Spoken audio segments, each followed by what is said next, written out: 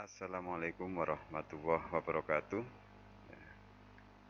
Senang rasanya bisa bertemu kembali, bertatap muka, bermuajah dengan anak-anakku sekalian, harapan dan tumpuan bangsa. Pada kesempatan kali ini kita akan belajar tentang pembagian polinomial yang tujuannya salah satunya agar kalian pandai atau suka berbagi. Yang kedua, memiliki kemampuan untuk melakukan pembagian dengan dua metode. Metode pembagian bersusun dan metode Werner. Kita akan mulai dengan pembagian bersusun. Pembagian polinomial dengan cara bersusun pada prinsipnya itu mirip dengan pembagian yang kalian kenal pada saat sekolah dasar. Yang kita sering menggunakan istilah poro gapet, semacam ini. 3780 dibagi 12, nanti dengan pendekatan-pendekatan didapatkan hasil. Ada 3 bagian dalam drama ini. Yang pertama adalah bilangan yang dibagi 3780, terus pembagi 12, hasil bagi 315, dan sisa pembagian. Prinsip ini kemudian diadopsi oleh pembagian fungsi. Misal yang dibagi AX pangkat 3 plus bla bla bla. Pembaginya X min 1. Nanti akan menghasilkan hasil baginya ya, AX kuadrat plus bla bla bla, dan sisa pembagiannya AK pangkat 3 plus bla bla bla. Sekali lagi, pembagian polinomial dengan metode bersusun itu mirip dengan pembagian bilangan menggunakan metode poro gapet. Yang perlu dicermati di sini adalah bagaimana kita memilih pasangan atau bagian dari hasil yang jika dikalikan itu akan memiliki nilai yang sama dengan suku tertinggi dari sebuah polinomial. Untuk lebih jelasnya kita gunakan contoh berikut. Yang pertama, jika kita memiliki fungsi berderajat berapa? 3x pangkat 4, berderajat 4. Yang dibagi X min 2 berderajat 1. Secara konsep seharusnya hasilnya itu berderajat berapa? 3. Ingat, A pangkat M dibagi A pangkat N sama dengan A pangkat M min N. Bagaimana hal itu dilakukan? Yang pertama, kita harus memastikan berapa yang jika dikalikan X nilainya 3X kuadrat. Otomatis yang bilangan yang dimaksud atau fungsi yang dimaksud adalah 3X pangkat 3. Jadi 3X pangkat 3 dikalikan X menjadi 3X pangkat 4. Terus dikalikan dengan yang lain, sehingga setelah ini kita memiliki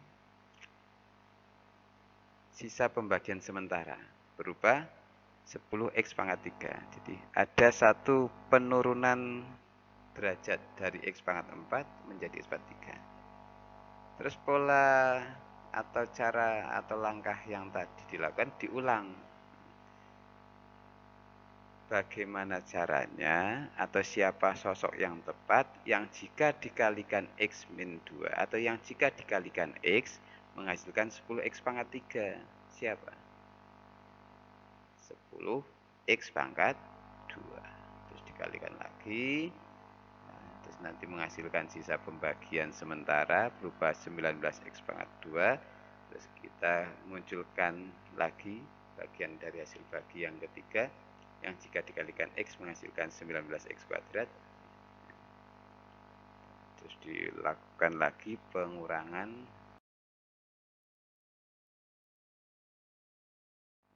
Sampai akhirnya proses itu akan berhenti ketika kapan?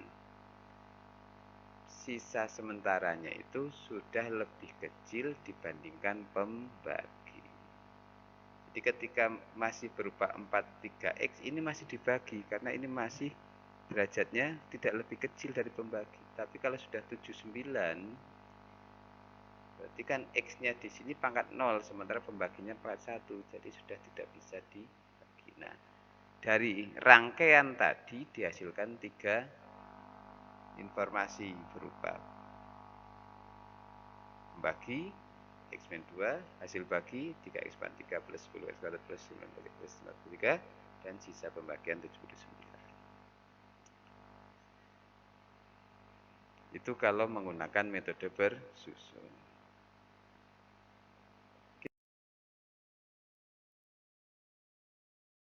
Juga mengenal dengan metode yang kedua, itu metode Horner. Metode Horner ini dikenal juga dengan istilah skema atau sintetis. Jadi nanti konsepnya koefisien tertinggi sampai terendah milik fungsi yang akan dibagi diurutkan ya. Mulai dari koefisien X pangkat N berupa AN, terus koefisien X pangkat N-1 berupa A N-1. Dan ketika ada lompatan, misal dari X pangkat 3 langsung X pangkat 1, maka kita asumsikan, kita anggap yang tidak ada unsur variabel X-nya itu berarti nilai koefisiennya sama dengan 0 ya. Terus nanti di sebelah sini min G per P ini merupakan akar dari pembagi. Akar itu kan berarti X yang menyebabkan nilainya menjadi 0. Untuk contohnya misal seperti ini, 3X pangkat 4 plus 4X pangkat 3 min X kuadrat plus 5X min 7 dibagi X min 2. Nah, nanti langkah pertama, koefisien dari suku banyak, ya, dari derajat paling tinggi, X pangkat 4, 3, X pangkat 3, 4, ini ditulis. Terus sebelah kiri, itu kita menunjukkan akar dari pembagi. X min 2 sama dengan 0 jika X-nya sama dengan 2. Nah, ini disebut akar dari pembagi. Terus nanti koefisien yang paling depan kita turunkan ya, di sini. Setelah ini kita lakukan perkalian dengan X. 3 kali 2, 6. 4 dan 6 ditambahkan 10. Lakukan lagi perkalian dengan X. 10 kali 2, 20. Tambahkan dengan koefisien di atasnya 19. Kalikan 2, tambahkan kalikan 2. Sampai akhirnya didapatkan sisa pembagian. Adapun suku yang di depan sisa itu disebut koefisien hasil bagi, dan jika itu ditambahkan variabel X ya, mulai dari X pangkat 0 yang paling belakang, terus X pangkat 1, X pangkat 2, X pangkat 3, ini menghasilkan hasil bagi. Jadi suku banyak Fx sama dengan 3x pangkat 4 plus 4x pangkat 3 min x kuadrat plus 5x min 7. Jika dibagi x min 2, itu hasil baginya 3x pangkat 3 plus 10x kuadrat plus 19x plus 43. Dan sisanya 79. Beruntunglah kita yang tidak makan barang-barang sisa. Kadang pembaginya itu tidak berupa X min A, tapi berupa AX plus B. Ini pun prinsipnya sama. Langkahnya sama. Mulai dengan menyusun koefisien polinomial. Nah, hanya yang membedakan kan untuk penentuan X-nya itu dengan cara min B per A. A ini 2, B ini 4. Atau sama saja mencari akar dari 2X plus 4. Berapa nilai X sehingga 2X plus 4 menjadi 0? Ya, X-nya adalah min 2. Yang sedikit berbeda itu jika nanti pembaginya itu berderajat 2. Karena ada aturan tambahan, sebuah polinomial jika dibagi berderajat 2 itu bisa dilakukan metode Horner jika diketahui faktor-faktornya. Oke, dari langkah tadi bisa disimpulkan apa hubungan antara bilangan pembagi, hasil bagi, dan sisa? Bilangan merupakan hasil perkalian antara hasil bagi, pembagi, ditambah sisa. Saya kira untuk materi awal seperti ini, monggo dikembangkan kemampuannya lewat latihan soal berikut. Nah, ini tantangannya tadi, kalau pembaginya tidak seperti contoh, pembaginya sudah berderajat 2. 1 bocoran, nanti sisanya ketika pembaginya berderajat 2 itu sisanya berarti berderajat 1. Oke, selamat mencoba. Terima kasih. Assalamualaikum warahmatullahi wabarakatuh.